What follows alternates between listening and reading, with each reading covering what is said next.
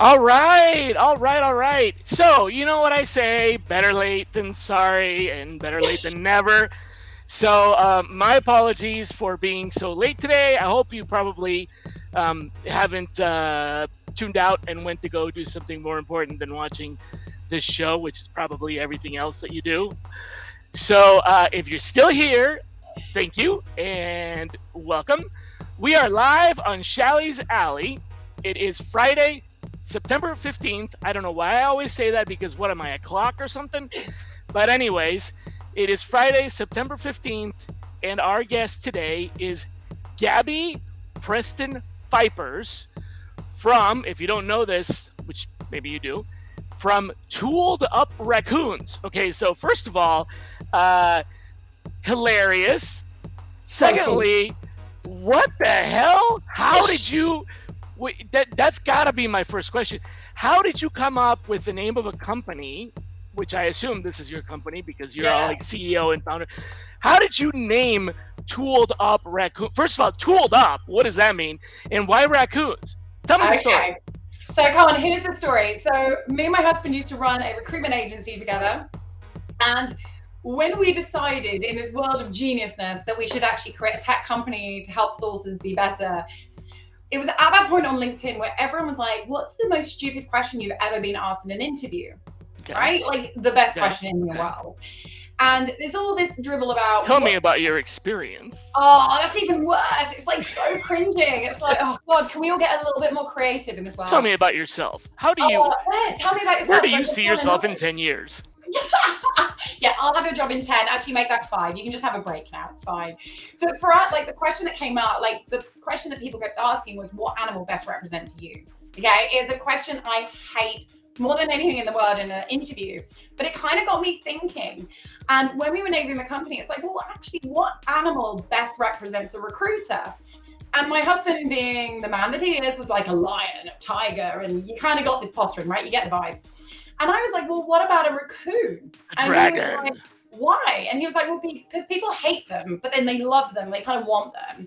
And then raccoons rummage through rubbish all day. They're scavengers. They're scavengers. And then actually, the more I Googled it, like, do you know the black mask that they have, the black fur? It's camouflage. Actually, it's not. It's minimized glare from light when they hunt at night. So I was like, that's a recruiter sitting late at night, kind of scavenging for candidates. Yeah, okay, nope, you lost me there. But keep going. I like it. I'm in this, okay? So if we decided I turned the light on, but I'm too old for low lighting. I also have a backlit keyboard. But anyway, keep going. Oh, Joe, I've got one as well. It lights up and everything. I need to have it lighting up. It's something like dark outside. I'm like, what the hell am I doing? So that's mine's also like remote. Oh, look at you. See, I can't be trusted because I'd probably like get angry and like throw it off the desk or something. At least when it's connected, it'll bounce back. So that's the raccoon element of it. And then the tooled up bit was, how do I say this? So I didn't always used to be in recruitment.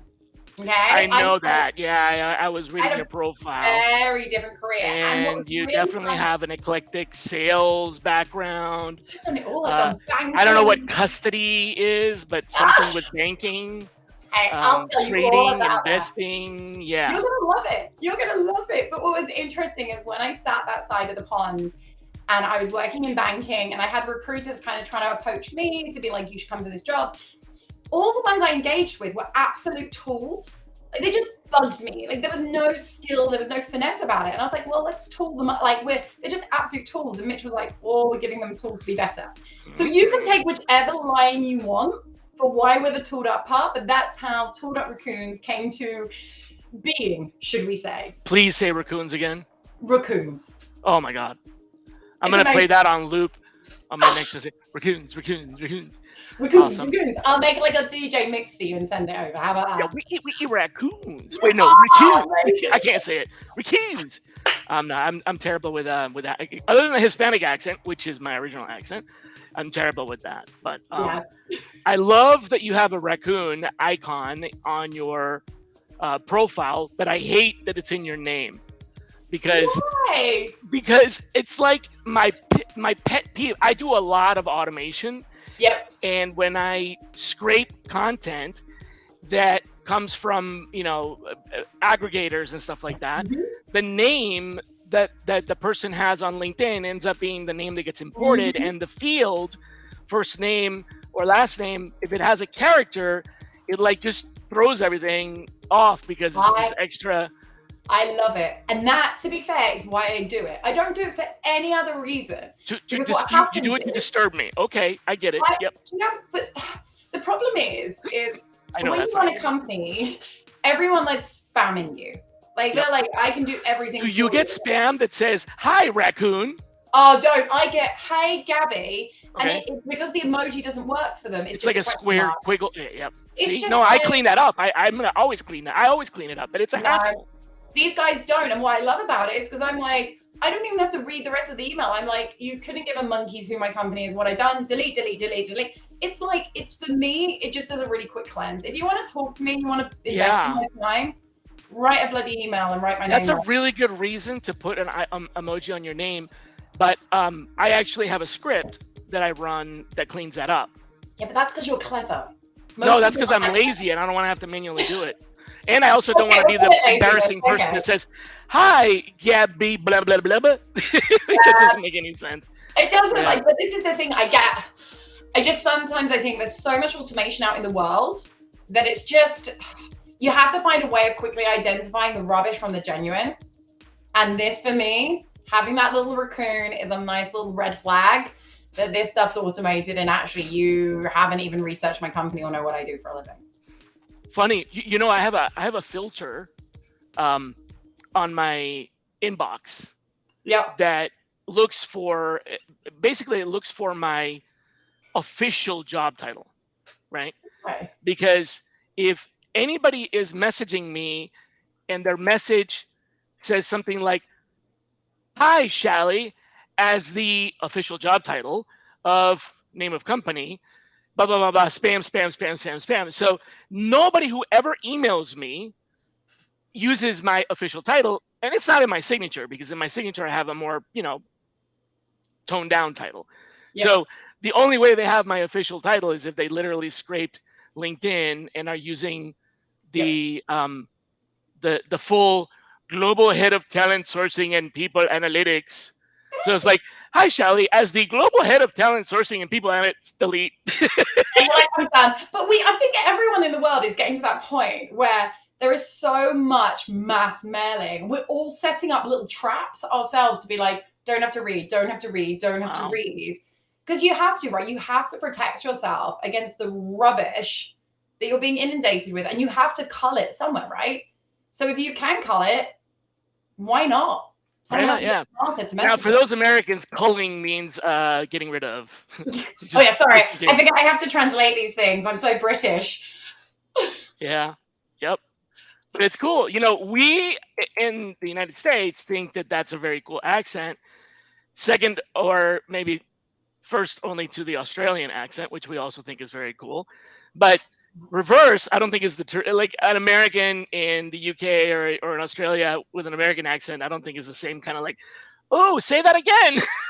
You know what? It's really true. I've never seen anyone come over from the States and had people be like, say it again. But when I Right. went over to New York, honestly, everyone I spoke to was like, they would take little quotes from movies and be like, can you say this for me?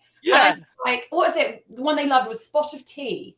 Can you Oh, say right, right, Spot of right. Tea for me? I'm like, what are we doing here? Like, I should charge for this. I You're should like, do "We it never actually say more. that. That's not something that we say." Right. No, but for some reason they've obviously watched like a Jane Austen or read a Right. Jane Austen book or Yeah, something. that's why we think that proper British greetings are like for hello are like pip pip. Right? Yes, honestly, I swear every American believes that, which is Nobody kind of says cute. pip I pip. kind of I've like never heard that. anybody say pip pip in the real world. We can change it. Pip We can change that. pip. I mean, you know, you say hello like everybody else. So Yeah, we're human. so okay. Well, one of the questions that I like to ask is you sort of circled around it, but I'm going to go out and actually ask it. What was it that you came from another industry, Mhm. and you said you had a search firm, and now you're, if I understand correctly, you're advisors. You teach people how to do sourcing, right? Yeah, we got, well, it's a tech. Well, we do technology and the training side of Yeah. things. Okay. So you do technology and training, but you're no longer a staffing firm. Mm-mm. Okay. But when you got into this whole industry from the like way back, what was it that drew you in, attracted you, and captured your attention. Okay, clearly you have some other skills as well. So you were doing this other thing, and you're like, I'm gonna leave all that behind, banking, whatever, and I'm gonna go do this. Yeah. What was it that grabbed you and said, "Come and do it"? How much inefficiency there was. So Okay, well, this so you gonna thought, sound "Oh, this is a really inefficient market. I think I'm gonna get into it." well, this is the thing for me. Okay, I am that. I want to say weirdo. I am that weirdo, right?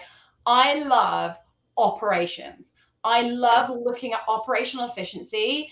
I hate wasting time and I hate wasting money. And when I was in banking, like it was a really cool career. I achieved loads of stuff, get promoted really, really quickly. But it got to the point where I was like, I'm working for a big bank. There's only so much I can It's change. established, right? The banking process is like, yeah, Like right. the I got you. inefficiencies are in there and they're ingrained. And actually You're trying to not gonna, right? you're not going to change it. So then when I stepped in, well, I stepped out of that and kind of took the real punchy move and was like, see you later after 8 years in that. I actually did a small stint at a software company. I was like, this isn't my vibe. And my husband for years had been nagging me about joining the agency. And I stepped in and said, look, I'm not going to recruit for you, but what I am going to do is I'm going to come in and clean your business. And he looked at me like most husbands would, being like, thanks, Gabs, that's massively complimentary. But what I meant by that is I think there's so Right. many It might have been the way you phrased it, but I get what you're saying. possibly, but to be fair, that's pretty much me. We've been married long enough that he's like, I get your vibe. I see where you're going. Right. But the thing is, for me, when I walked into the world of recruitment and I could see the beginning point, the middle point, and the end point, like where we were all trying to get to. And then when you're looking at all the tech people are throwing into the process, all the dynamics of different platforms, all this kind of stuff, all of a sudden you unearth all these vast number of inefficiencies that are existing. But because people have been so long in the trenches doing it, they've almost become like, well, this is what everyone does. So I came in and was like, we need to change this. It doesn't have to be this, everyone else is doing it, let's go and be a lemming and jump off that cliff. I understand what you're saying, but let me throw, big but. Let me throw a big wrench in that. Totally with you. I've been doing this for 26 years. 100% agree. Believe me, over those 26 years, I have done a lot of what you're just describing right now. In fact, that's essentially really what I do, only I call it sourcing, but it's essentially efficient recruiting, right?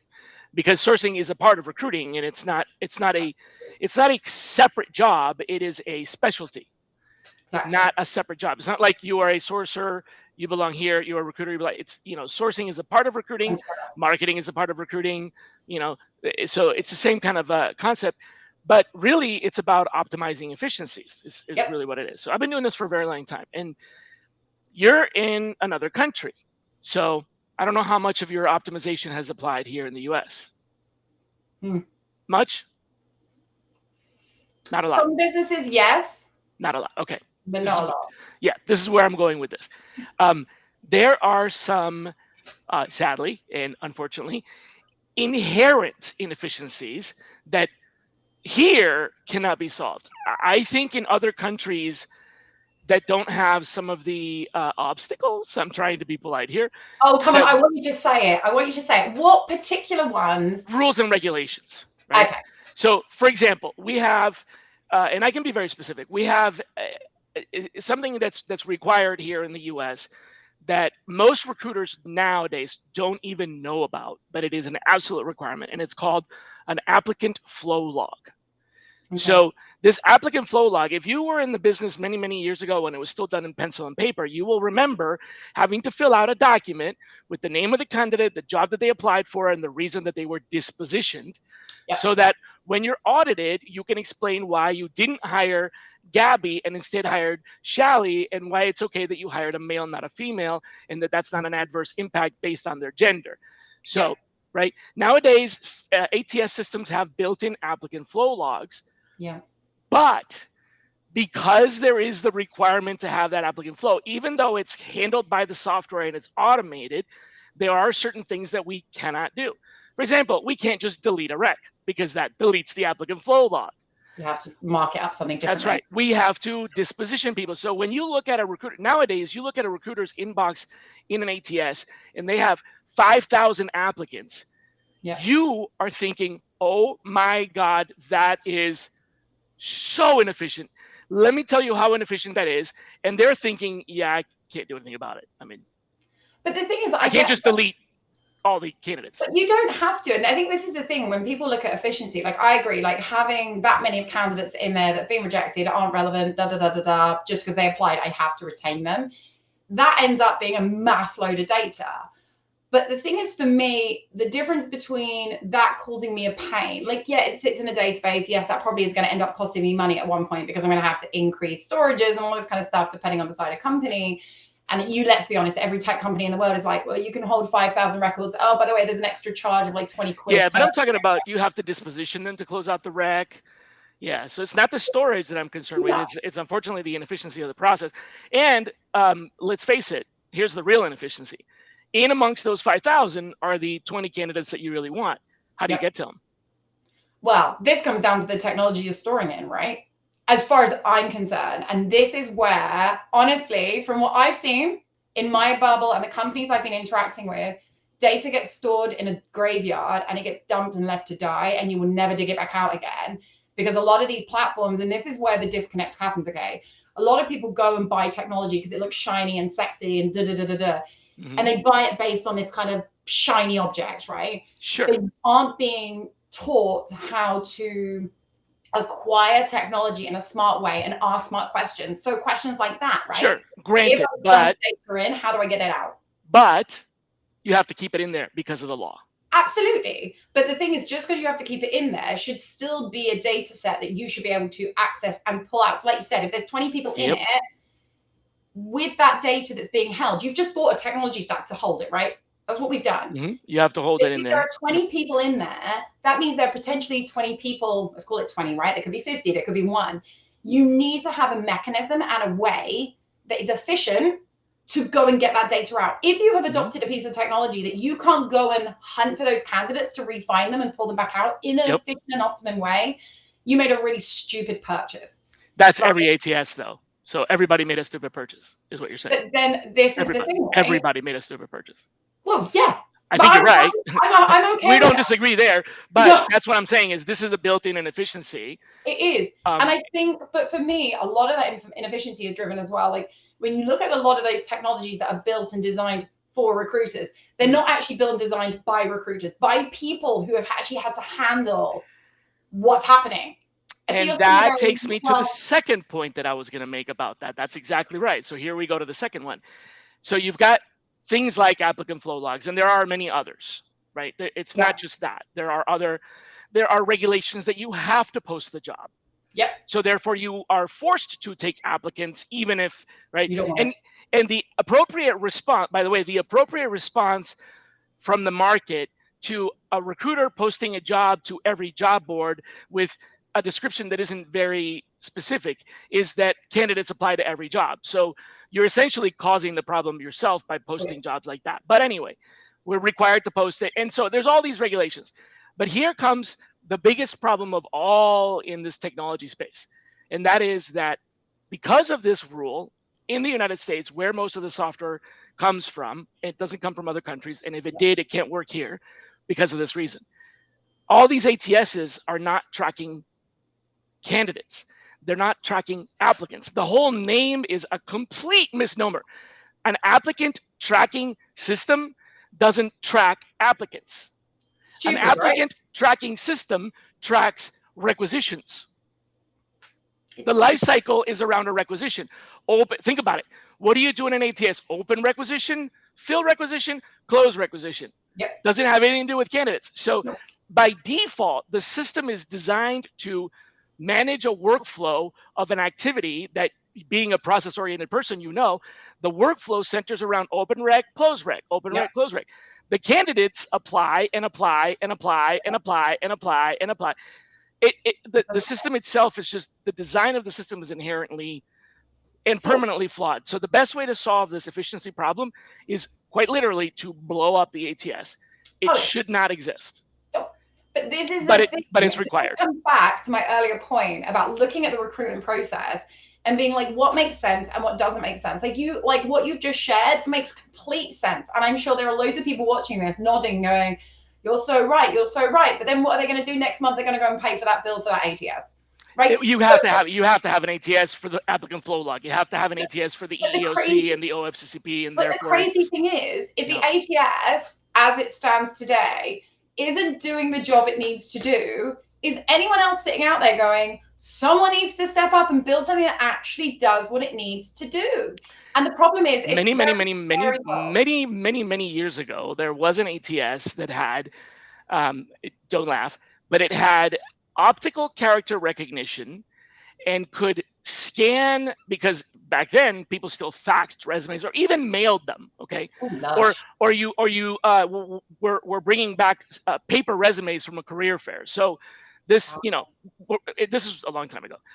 This system, the very first of its kind, had the ability to scan documents and use optical character recognition, and as a result, it was really good at categorizing information. Mm. Ultimately, this led to a system where you could go in and you can put a keyword in and add some simple math, Boolean, right? Yeah. And get exactly what you want. ATSs sort of went in that direction for a little while, and because it was not used by most people, they then eliminated. So what we have now are ATSs that essentially do not support field search syntax or Boolean. And they used, you could, there was a time when you could go into the ATS and search for the name of the company in the email field specifically, Okay. or the name of a Pretty job cool. title in the job title field, or the name of a city in the address field. Now, none of them have that. Most of them don't. So it's Well, gone backwards. the thing, and I think this is the You problem, can right? imagine how efficient that would be to be able to search that way. I know, right? Like, oh Yeah, my God, to be able to search something, heaven forbid. Like, but why it's on gone. earth would It's we ever gone. do that in recruitment, Boom, right? deleted. Yep, But this gone. is the thing that gets me, and this is the struggle I always have within the recruitment space. And this is me coming in kind of with a different background and kind of seeing things very differently and not being corrupted by the standard, is when technology tries to push a boundary like that ATS kind of equivalent was trying to do, allowing you to search through it, etc. Because people are kind of used to this standard operating of rubbish, they just go, oh, like it's doing something different. And it takes them a while in society for a wave of change to come through recruitment, no matter how much it makes sense, right? It takes a wave of people to go, this is now how you search in this stuff. This is why you should search in it. And it's Yep. part of the mission I'm kind of going through and the conversations I'm having with people being like, why are you using a filter in this platform? Like, look at where it's broken. Come on, Yep. kids. And especially in the world we're moving to where there's more and more applicants online. Yep. And the technology and the number of candidates that are just sitting there, they can't be categorized by filters Oh, but anymore. Gabi, now we have artificial intelligence, and recruiters and sourcers are going to be obsolete because you can push a button on your AI system that matches the requisition with the candidate, and you get the perfect Oh, candidate. That don't. is going to You know solve what? every problem that has ever existed in recruiting. Well, do you know what's going to happen? And this is one thing I'm actually proud of about I've heard AI. that. I've heard that same thing at least 7 different times over the last 26 years with every system that's ever been invented, and it's always not been the truth. But do you know what's nice about it? I would like for it to be true. The part of AI, the people that it kills are the people just weren't very good at the job in the first instance. The people who are exceptional at what they do, who are true recruiters, who are like, I know how to hunt. I don't just post a job and wait for magic to happen. I know how to hunt. I know how to engage. I know how to deal with my candidates. I know how to deal with my Right. clients. I need to know how to deal with my hiring managers. Those people will survive and they will conquer and explode. And AI, in its various elements, will be a supporting factor, but As it it should won't be. Yeah. eradicate them, right? Just like email. Email is a supporting factor, but email doesn't recruit. Exactly. Yeah, But texting is a supporting it factor. Yeah. doesn't kill a job. Your Yep. inability to do a job efficiently and effectively is what your demise will be. And we have had for many, many years, Yeah, I've always whatever said, technology. I think recruitment should be a regulated process, right? I do. I think there's so many sharks out there. It is regulated here. Well, Very, very sadly heavily in the regulated. UK, we need to adopt that process. We need to, because I No, think that no, please don't. No, it's terrible. why? It's Why terrible is it terrible? Why is it terrible? From because a candidate and a company perspective, why is it a terrible position? depends on depends on the regulations, Yeah. right? But the regulatory oversight Again, another thing that a lot of recruiters, even experienced recruiters, but especially recruiters with, that are just coming into the market in the United States, are completely unaware of, is that here in the United States we have 7 different governing bodies that regulate recruiting, and Okay, most wow. recruiters are only aware of 1, maybe 2. They're familiar with the EEOC, Yep. the Equal Employment Opportunity Commission, which is the only one that is actually empowered to levy criminal charges that could actually land you in prison, right? So that's a real regulatory body. And then there's another pseudo regulatory body which can only levy fines, and that is the OFCCP. Yep. But those are the only 2 most people know. What they don't realize is that there are Sarbanes-Oxley oversights, that there are privacy law Yep. oversights, that are that have regulatory oversight. There are 7 different government bodies that have the ability to affect your recruiting, shut down your recruiting. I mean, that's mad. I mean, when I'm talking about regulation and monitoring people, I'm not talking Yeah, about what are you talking about? That's what I want to know. making a job for the sake of it. That's 7 bodies. Let's just amalgamate them and have a rule book that says this is what you can't do. Merry Christmas, conform or please exit stage right. That's what we're talking about here. But that is excessive and would explain why when we did recruitment in the US, like 80% of our turnover came from US clients at one point in time when we had the agency. It was massive. Wait, whoa. Explain that. That's interesting. So when we ran our recruitment agency, we were UK based, had US clients. Okay. And within a year, probably sub a year, 80% of our revenue came from US. Wow. So like we were really like at the end of the day, like we walked in and went, we know how to hunt the best of the best. Let's go play, because that's what we're good at, right? We're good at finding people, and fingers crossed, people think we've got the personality to hold up a conversation with most human beings. But what was interesting is when we went to insure our business, our insurance went absolutely schizophrenic. Because you went to the US? Oh, Because of how much interesting. revenue. So it wasn't the fact we were just in the US. It was the fact that the majority of our revenue was coming from the US. Yeah, okay. And therefore, there was only one insurance company in the UK that would insure us. And our insurance went triple. And even after we kind of closed and paused the agency while we focused on developing our technology, because we were like, you can't do both. Like, we just have to hunker and go. And especially building tech, that is a fully involved experience, should we say. Even after that, we shut it. We paused the business 3 years ago. And because of US regulations and all this kind of great stuff and that oversight, we've had to keep paying insurance for the last 3 years to cover our bum. Gotcha. I see what you mean. And even though you no longer do, but I see what you're saying. Yeah. So a lot of people don't realize that. They're like, I'm just going to get up today and I'm going to go and wander over to the US. Well, you can. Note to self. Fill your boots, but let's apply some thought and process. But again, this is people thinking they can go everywhere. But back to the point of like this regulation, I do think like the fact there's 7 bodies in the US that have various influences over. Yeah, we have the Department of Labor, which has to do with the EEOC as well. We have the Department of Justice.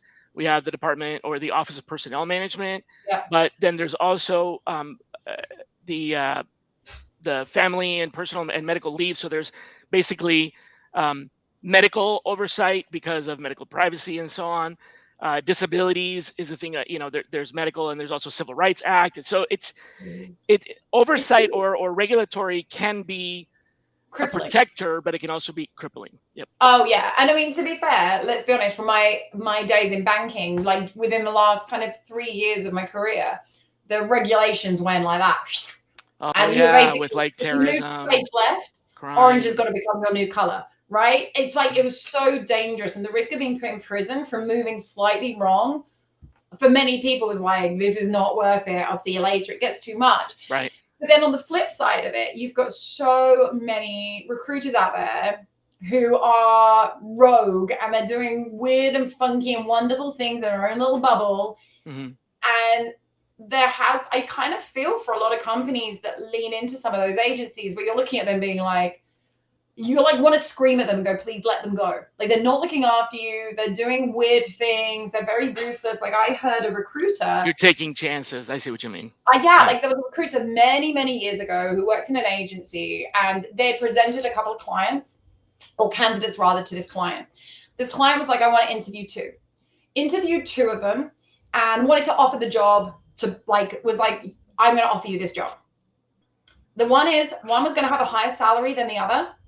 So what this recruiter did, because obviously they're driven by commission. Okay. Yeah. Oh, come on. Lower No. salary, they didn't get the job, and only told the person who got the higher salary they got it so that they could earn commission. And you know how I found out this story is because they were wearing a bright, shiny new Rolex. And they were like, that bought me this. And I looked at them and was like, you are kidding me. And she was like, that's quite normal in our business. And I'm like, no, it's not. That's not normal. No, it's not. But the thing is, little things like this that are so unethical and so inappropriate. I see what you're saying. Yeah, that is a completely different. That is a complete. So that is essentially what happened in the day. Over here we used to have.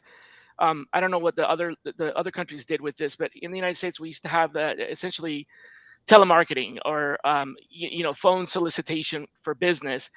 And there was a very big company that made a ton of money by calling people at home and telling them that they were raising money for the fire department or the police department or the fraternal order of police or the whatever, and people would donate thinking that they were giving to that organization. And this company could get away with it because every year they wrote a small check for, I don't know, $100,000 to these organizations, and then they would say, so if you dig into the fine print, they would say, yeah, we're raising money for them, but we only give them 1% of our profit. I mean, it was like a total scam. But the thing is, there's so much of that happened. That was now, it is illegal. I mean, that is illegal. But I see what you're meaning. As it should be. Yeah, but it wasn't. I mean, it's crazy that it wasn't, but it's those kind of things that happen behind the scenes in some of the darkest corners of recruitment. And don't get me wrong, there are plenty of agencies I know. Yeah. If someone rung me, I'd be like, go work with these guys. I would stand by them. This is an exception you're talking about. This is great. Yeah, it's crazy. But the problem is, because it happens behind closed doors, you have no idea how many other businesses are operating in this model, and therefore actually doing a disservice to both the company and to the candidate. And it just, for those moments, I'm just like, we need to get our stuff together. We'll say stuff because we're live. Wrap our hands around it and basically suffocate the toxicity and the poor performance, and these kind of situations need to be suffocated and removed from the industry, because that's what drives a lot of the agency to candidate and client dynamic, where they just don't like each other, don't want to communicate each other because they feel like they can't trust each other. But they can't trust because you got a few rotten apples, right? And so this is why you got into the industry. All of this came out of, why did you get into the industry, by the way? I know, right? And this is the funny thing. That's how you got into the industry. It's amazing. Damn. One question, I have got so much passion from what I see, what I hear people doing, and I'm just like, it doesn't have to be this way. We have a choice to be better, and it's actually looking at recruiters and going, don't be beaten, because there are a lot of recruiters out there just being like, oh, I just recruit, I kind of do this, and I get treated badly, and blah, blah, blah, blah, blah. It's like, look, we all have a choice every morning to go, this doesn't work, let's make it better. And we have to come together and force that topic and talk about it openly. Well, so the other question I was going to ask is, what keeps you captivated? But I don't think I need to ask that because it's pretty obvious now. All of the above. But, right. So that's why you got into it and you're still into it. But what I do want to ask you is, thinking back to narrow your focus to the last 3 years after the search firm, because I'm most curious about that. So after you've shuttered your practice of recruiting and you went into the practice of advising, consulting, and building a technology, what has been the single most unexpected benefit of being in the sourcing industry? Something you never thought you would actually get out of this, and you're like, wow, I can't, this is a benefit of being in this industry, but I would have never expected it. Oh, that's a really good question. Do you know what's weird? No. Well, I One know of a the lot of things things, that are weird. yeah, a lot of things are weird.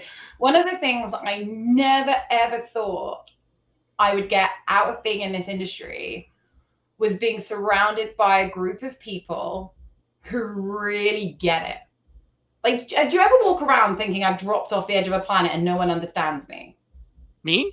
Yeah. Yeah, 26 years ago, I started feeling like that, and I still do. Oh no! You need to come to some sourcing events with me. Like we'll be like, Yeah. oh my gosh, So let me tell you, a lot of my friends, people that know me, my close friends in the industry, they call me the Nikola Tesla of recruiting. They all say, way ahead of your time. All this stuff you're talking about will be important in 100 years, but you'll be dead by then. what? That's just, yep. I'm telling you, Oh my I'm gosh! not making this up. It's the story of my life. Do So you know yeah, what I very much walk around like I'm basically an alien from another planet at all of those events. No, you need to change the events up. And do you know what's really Uh, funny is when I first started in this journey and being like, this is what I think, da, da, da, da, da, da, da, I absolutely felt like that. I felt like people were looking at me being like, you're absolutely crazy. What the hell are you talking about, Gabi? And what's been interesting over these last 3 years and kind of how I've grown kind of my knowledge, my presence in the industry, people trusting my opinion, coming to me to ask for guidance and advice, is I found myself all of a sudden surrounded by people who want to be better, who want to excel, like all this kind of stuff. And I've actually found a group of people that I actually love hanging out with because they want to be better. They want to push boundaries and they're not willing to accept the status quo. don't you think And you have a very myopic view though? Because you run a business telling people how to do better sourcing. So of course the people that are around you are going to want to. hey, who cares how it happens? Self-fulfilling I mean, prophecy. don't get me wrong. Like, hey, it means I'm doing a good You job, know, I right? If really they're like coming this to me because I'm looking all surrounded by people that want to learn. You run a learning business. Oh yeah. I know, but that's fine. I'm cool with that. It means I'm doing my job properly. If they're coming, I'm doing my job properly. But it was what was really interesting is actually just seeing 3 years ago, the difference between 3 years ago and now in terms of people's mindsets on kind of what they need to be doing within sourcing, how they need to be better, and the fact they can be better. And it's not like this majorly complicated world that only the geekiest of geeky people live in. We're starting to see this wave of more people come Gee, in. thanks. You're welcome. I mean, we need you guys. We need you guys for the team. But there are people who find that overwhelming, right? I've definitely spoken to people, they're like, I can't do Boolean, it's maths. I'm like, And shh. or not. That's it. You're done. I Boom. know, right? I always say to people, I'm like, when was the last time you used the word and? I was like 2 seconds ago when you got on Yep. this call with There's me, bullying. Yeah. right? You're doing it. And it's just been fantastic just to see how the industry is starting to shape and mold around recruiters getting the fact they need to step up and that it's fun and it's enjoyable. And that's kind of been my biggest kind of surprise. I thought they'd be harder to convert, Okay. but they all want to be better. And I love that. It's that mentality in recruiters. There is this commonality amongst Yeah, them. you know what? That's true. I think the way that you phrased it, um, is that's a true statement. In Mm. general, when it comes to not so much in recruiting or in the old school recruit, but in the sourcing space and people who want to learn sourcing, who are recruiters, so they're recruiters that want to source there's definitely a much bigger appetite and interest and curiosity in improving and getting and sharing and getting better collectively. In the old ways of recruiting, it was the opposite. It was very much it's our trade secret, let's hold it. And I think I've had conversations with other guests on the show about this. I think it originated from the back in the agency days, maybe even before your time. The agency mentality was you own the candidate. So this is my candidate. And if you made a placement with that candidate, you got a Gotcha. commission, right? But that isn't really even in modern agencies that isn't the case. Now some agencies still have candidate ownership, Yep. but a lot of modern agencies pull their candidates and everybody wins when they make a placement, even if Shally found the candidate and Gabi was the one that so nowadays that's changed. And I think that's where the mentality came from, is that sort of hoarding mentality. It's mine. Yep. Now that isn't the case. So we're a lot more at liberty to Be help free. boost each other up. Yeah. I mean, but what's interesting is I've definitely, like, there was a client I spoke to a couple of months ago, and it was so weird. I was like, right, we're going to do this. We're going to level you up. Blah, blah, blah, blah. I was like, do you want to bring your colleagues in? And she was like, no, like really firm on it. And I was like, This is well, mine. I'm the one that wants to no, learn. do you know why? Because what they Interesting. do is they have a team of recruiters, and when a job comes in, do you know what they do with it? They throw it right in the middle, and you grab. And whoever gets the best candidate first, like you're all like hunting and trying to get there first. Oh, that's So it's nasty. like a mass competition. And I'm looking at her being like, Boiler room? how are you That's like a even boiler room. hunting? It's such a weird mentality. So there are those kind of dog eat dogs, but I definitely agree with you. We're starting to see that world of we're in this together to get our candidates, like get our like the clients we and companies we support, the best talent. Let's all hunker in and push forward in whatever dynamic that does. And I think a large amount of that for agencies is the way their commission structures have been shifted, right? That drives a lot of decisions people make because it's money, right? It's money. If I give you half of what I was meant to make of 100%, I'm losing. Right. But in the UK, and I think also in other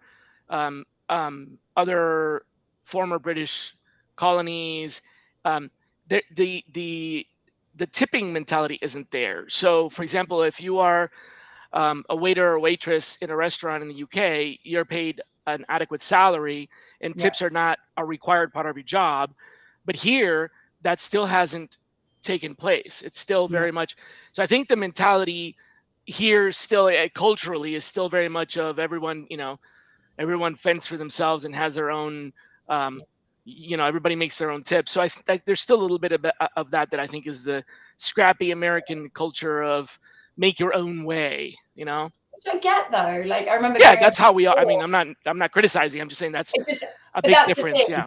And I think that's what's always really interesting when you look at the cultural differences in dynamics of agencies in-house in different locations. There are so many additional extra kind of things going on around them, right? Mhm. Kind of like what you're talking about, like tipping, like how they make their money, how they earn it, kind of that all It's a drives huge how cultural they difference. interact. In some countries in Asia and I don't want to come across as ignorant and try to name a country, but there are countries in Asia, for example, where um, the culture is one where if you require the favor of a god, one of your deities, especially for Yeah, those countries where there's religions that have multiple gods, if you require the favor of a god, you essentially give them a gift. So yeah, basically, in those cultures, you bribe your way to get what you want, and that is an accept that if I want this favor from this god, I essentially bribe them, and then I get this favor. So if you that's translate that to other industries, and people in the United States go, well, that country's just corrupt, they're so corrupt. no, That's not corruption, that's just cultural to greasing the wheel, or giving somebody an incentive for doing something is actually their it came from where they were. So the absolutely culture that you were raised in and what's considered acceptable really has a huge different, impact. Yeah. massive, and I think that's In why other some of cultures this. that don't know that, it's hard to operate. Well, this is true. Like we sit there and you talk about agencies, right? Who are like, I'm going to go and operate in this business, in this business, in this country, in this country, in this country. And you're like, that's all they're thinking about is what's my insurance? How do I set up? Do I need a certain number of employees who are in that location? Yada, yada, yada. But they're not actually stepping back and going, what's the cultural differential No, they're not. that could No. impact how we Th- interact with other think about people? it, Gabby. Think about it. Here in America, when you do a good job, we tip you. In Yes. Asia, we tip you so you do a good job. And we call that a bribe. But it's the same. We're still tipping you. We just tip you before you do it. I mean, Well, what is it? that's not a bribe. Well, there's a group of people in the UK, we will not label them, but people know who I'm referring to if we talk about this, that when you pay them, agnostic of what you pay them, what they'll always do is give you some of that money back. Oh, So interesting. if they did a piece of work for me and they paid me, as a gesture, they would expect me to give a percentage back. Okay, so that's a tip. It's It's like a another kind of a goodwill tip. gesture, Right. right? It's like a reverse tip. It's like, oh, you paid me 100, actually take a tenner back, I only want 90. Again, it's that bond and that relation, and it's an unwritten rule, And but it's it the happens with same. every transaction. But I think so many people out there running businesses, especially like recruitment or agnostic, like or anything else really, you have to think about the cultural dynamic of the candidates you're talking to, the companies you're operating with, what is going on in their world, where actually you can be complementary, or are your cultures so extremely different and you're being ignorant of their dynamics and your dynamics that actually you're just going to come at loggerheads before you even get off the marker to actually present candidates and move through that hiring process. Translation for Americans, loggerheads is like butting heads. Yeah, same thing. Oh, yeah. That Brits chatting again. Like, you need like a dictionary. I Like, you gotta need an translate AI for for you, that. man. Can I love anyone it, but I gotta translate for it? translate. Yep. That'd be my next piece of tech. Translate Yeah, English into I American. studied my undergraduate was in intercultural and cross-cultural communications, and I've lived in a lot of different continents and countries. So I'm I'm kind of uh, uh, a fan, I guess, or a whatever the word. I'm a geek about translating meaning because very often people who are from that culture don't realize that it doesn't come across. So I love sorry, I that. don't mean to be disrespectful No, or interrupt you, but that's where you're that's cool. my geeking out. Keep Um, translating. I love it. I need someone to translate me. Do you want to come with my other calls as well? You can also do a bit of Absolutely, Gabi yeah. translation. Especially as you're calling to the U.S. so much.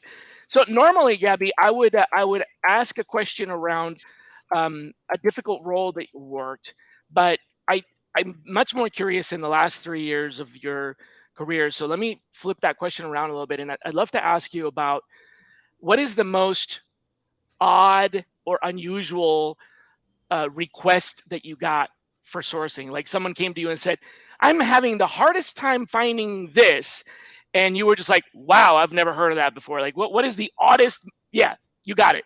A lizard groomer. Yeah, no, okay. Explain. Um, So there was a company that I was talking to. I'm so glad that this is G-rated. I know, right? It is. Luckily, I'm sure there's other things I've probably been asked. I'm just kind of blocking to the back of I'm my glad brain. you didn't go that way. I know, right? I'm being censored. Although it's a Friday night in the UK, no one's had enough alcohol for that story. But this guy was like, okay, so your technology, could you help me find a lizard groomer? And they actually wanted a lecturer who What does a teaches lizard lizard groomer grooming. do? I mean, like, please explain. Honestly, it was a lecturer who teaches people how to groom a lizard. How would you? Wait, to what end? So, like, if you have a pet lizard, like a bit like having a dog Oh, or a cat or a snake or whatever, oh. like they need looking after. Yeah, a pet And he was groomer. literally It's a like, pet groomer that specializes in lizards. but they wanted Well, someone who lectured on it. So they wanted a lecturer of lizard grooming to go into a college or whatever and teach these students.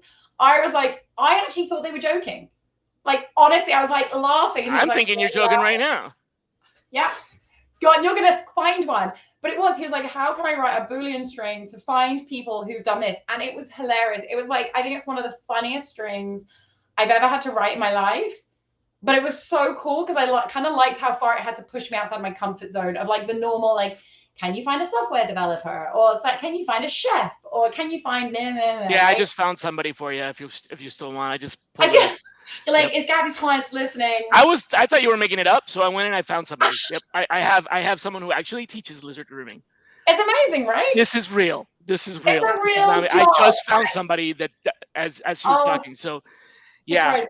It's so interesting. cool. So that begs the question, or at least in my mind, um, there must be a significant volume of people who have lizards as pets. You would assume so. That's why, yeah, I Yeah. didn't know that. So where I grew up was a part. It's another country outside of the United States, but where I grew up, it was a semi-arid environment. Yep. So some people would call it subtropical. It's somewhere between subtropical and semi-arid. Point being, it's fairly dry. It doesn't rain often, but when it does, it pours. And Got so a it. lot of the plants and a lot of the flora and fauna are adept at keeping retaining water and things like that. So iguanas in particular are very common. And Yep. in my house, in my yard, there was an iguana whose territory that was. And this iguana You would may not would leave. it, no, this was the iguana's territory, and they're pretty territorial. I saw that iguana chasing other iguanas away. And as I was growing up, this iguana got bigger and bigger and bigger and bigger, and it was a mama, and I saw its little baby iguanas. And long story short, um, seeing how that iguana lived, and having essentially been that iguana's associate from a distance, I could never in a million years ever imagine petting it, which I People think is the definition of a pet. Oh, don't. People are weird. They've got weird pets. Like, honestly, the things that you can have as a pet nowadays, I depending on where you respect the live, decision to have an iguana as a pet, but I was just not this your was not vibe. a very friendly creature. I used to imagine that it was a dinosaur. I mean, they basically, some of the monster ones are Dinosaurs. This thing, I mean, I knew it when I was, a youth and claimed its territory. And eventually, by the time I left that house and, went to college and all that, it was a massive A monster, reptile. right? Yeah. I wouldn't. Let's be honest. I wouldn't want it as a pet, and I definitely sure as hell wouldn't want to groom that thing. That's what I just said. Yeah, I don't think I'm going to be grooming it. No, It so we had won't, very we sharp, won't let you pointy apply things to on it. that job, right? No automatic applying on LinkedIn, okay? You got to promise me this. I know this is Unless an that's exciting what goal. you really like. If it makes them happy. But yeah, Unless that you is are the very, weirdest. as passionate as Gabi is about optimizing processes, if you are passionate about rounding out the sharp, pointy things on iguanas, then this I would got be to the do it job for for you. you. But yeah, that was the weirdest, and it was a live search as well to prove the tech worked. I always do it with people who come and go, "What does your tech do?" I'm like, "Why don't we just do a live hunt? We'll see what it does. See if it helps you. If it doesn't help you, you move on. I move on. If it does, I, wicked Merry Christmas." Gabi, at the That risk of was fun. being extremely offensive here, which I probably will be, and so I Come apologize on. in advance. Um, that was, you answered my question so beautifully. That was definitely one of the oddest. I have examples of odd ones, but that was one of the oddest I have ever encountered in my life. Yes. However, I will tell you that is the absolute worst way to prove your technology. No, it's not. It's wicked. Let me tell you why. Because those really odd searches, it took me all of like less than a second to find somebody. Oh yeah, They're easier to find because of their oddity, I know, right? generally speaking. So But if to you you really and want to prove I, a technology, hold on, let me oh, go on. explain why. I don't want you to be offended, but let me explain why. The most difficult people to find are the ones whose skill sets are not distinguished. Yes, agreed. And that would prove your technology if you could use the technology to find somebody that was a perfect fit for a account manager. Oh yeah, but this is the thing. So when we do a live search, I completely agree with you. To Not a you and I, lizard grooming account manager, just an account manager. oh yeah, we can do all of it, Right. right? Yeah. But what I love, I think you like, get me. Yeah. yeah, I know, I completely get you. To you and I, that search is like, Yep. there you go, right? It's done. But the thing is, when you step back and you kind of walk outside of the world of like, Because the the recruiter went to hard LinkedIn and they typed in sources, lizard groomer and they got 0 results. And and they're they're like, like, there's there's no nobody out filter. there. Yeah. Right. Right? There's no filter for this. And you're like, no, sure as hell there isn't. So for you and I, it's obvious. But this is the interesting thing. Like that for us was easy. Like that didn't take me 2 seconds to solve that problem. And I'm not a specialist in that field. Do you want to know But what I did? one, what was that? Sorry? You want to know what I did What? to do that search? I loved it. Yeah, go on. Show me what you did. It's probably Just really typed it in Google. it's probably really stupid, but literally I went and I did a search for pictures of lizards being groomed. Yeah. And one of the top results was somebody that was teaching how to groom lizards. It was just like, okay, That's that's. amazing. But the thing is, for you, that's so like second nature, I did right? not think it would work. Easy. Seriously, I was just like, pictures of lizards getting groomed. Oh look, it's what Gabi's talking about. It's like, look, I found you a candidate. Let's play. But this is the thing. I wasn't trying to find you a candidate. I was just like, is this really real? Does it really happen? Do people actually groom lizards? So literally, I was like, are there really people that groom lizards? Pictures of lizards being groomed. Yes, and there are people who teach you how to do it. This is the thing, though. Like, right? What's so funny is like that naturally for you was a logical process to go through. But I think so many people, when you look at the hardcore sources in this little huddle, the bubble is quite small. It's not as big as we think it is. And when you look at actually how many people sit outside that, that kind of thought process that you went through isn't normal for them. It's okay, not thanks what for they calling go me weird. through. That's a very polite way of saying I'm weird. I get it. Hey, I'm in that party with you, right? You and I are as weird as each other, which I'm absolutely okay with. Two But paws and a pee. 2 pots and a pee. hey, at least we got someone who understands each other, right? That's we right. have I speak something Gabi. tonight. We're not alien anymore. We can do it together. So there must be another pod in that pee as well. Who should be our next guest? Oh, do you know what? I spoke to a really cool woman today, a lady called Sandra Feldman. Have you ever come across the wonder that is Sandra Feldman? F-E-L? Feldman? So she is Feldmann. All right. On it. We will She reach out to her. is speaking at the Sourcing Summit with me in October, which is amazing. I'm so excited to be speaking at that. But we kind of started chatting off the back of it, and I had a call with her today, and her energy and her vibe and her passion around all things kind of communicating with candidates, like how to do that better, how to look at the psychology elements of it. I was blown away by her love and passion for Cool. it. Cool. She's your girl. You got to give her a shout. All right. I love it. More women corrupting your world. What are you going to do on a Friday No, night? that's not corruption at all. So, the last question I have for you, because we're getting pretty close to the hour here, is often people will watch the replay of the show over the weekend because it's not always convenient for them to stop working in the middle of a Friday. So I always want to give them something to really think about. And they've gotten a lot to think about here, but is there something you would like to share that would be a thought provoking idea or question for people to chew on over the weekend?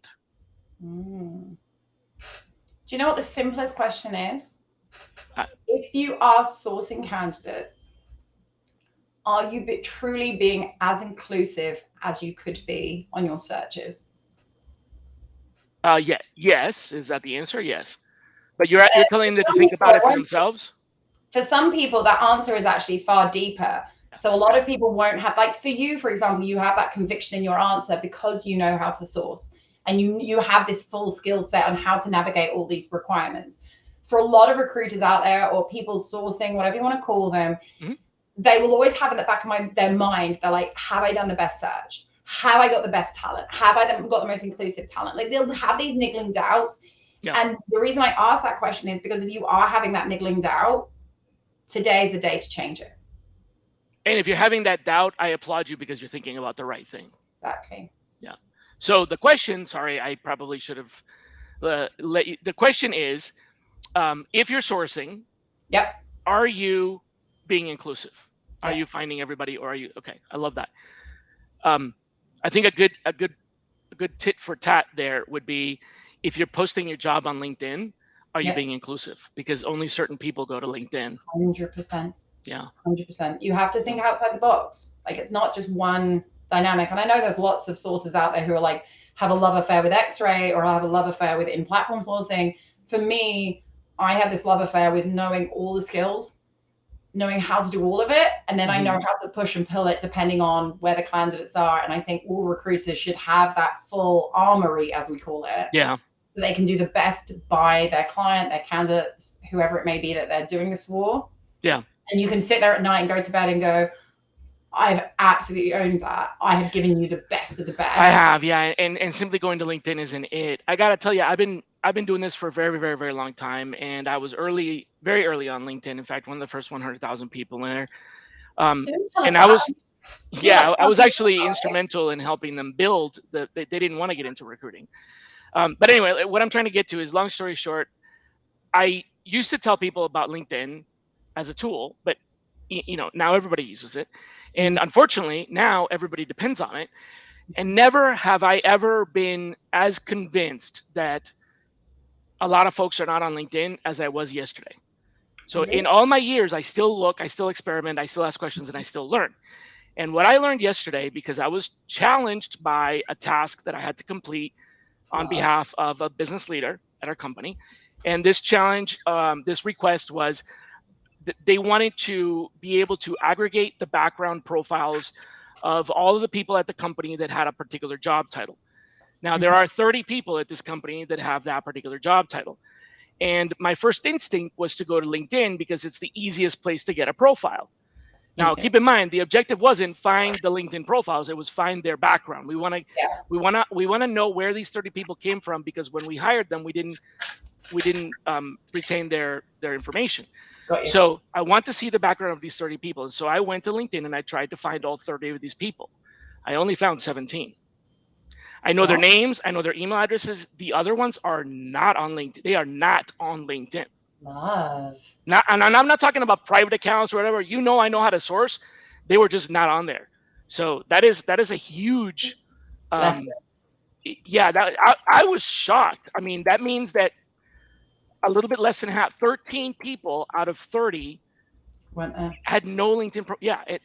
Even though I knew that mentally, I've never had such proof of there's definitely a lot of people that are not on LinkedIn. But again, like that's a fantastic evidence that they're not there.